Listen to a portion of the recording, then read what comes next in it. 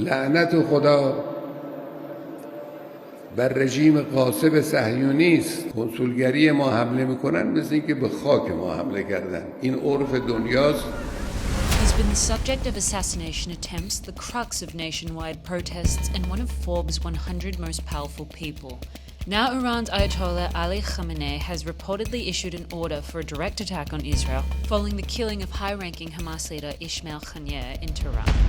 The supreme leader vowed revenge on social media. Iranian military commanders are considering a combination attack of drones and missiles on military targets in Tel Aviv and Haifa, so as tensions reach boiling point in the Middle East, and Israeli Prime Minister Benjamin Netanyahu warns of the challenging days ahead. Who is Ayatollah Ali Khamenei? Anyone who is against us pay a very heavy price, no matter in which arena.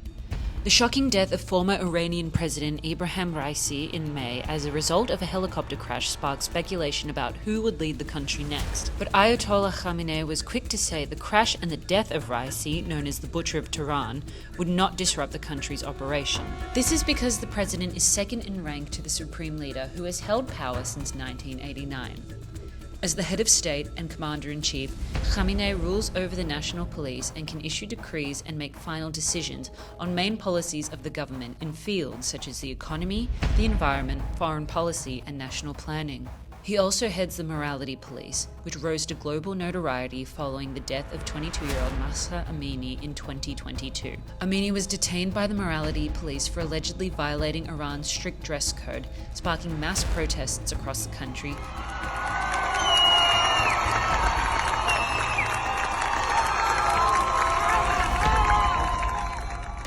Born in 1939, according to his official website, Khamenei was arrested 6 times before being sent into exile for 3 years during Shah Mohammad Reza Pahlavi's reign, the last monarch of the country. He was the target of an attempted assassination in June 1981 that paralyzed his right arm permanently. During a Saturday trip to Abu Zahra Mosque, Khamenei was lecturing to worshippers who had written their questions on paper when a young man pressed a button on a tape recorder that suddenly exploded. Khamenei was one of Iran's leaders during the Iran-Iraq War in the 1980s, developing close ties with the now powerful Revolutionary Guards, which he controls, and whose commanders are elected and dismissed by him. From 1981 to 89, he served as the country's president, where he was elected in a landslide vote.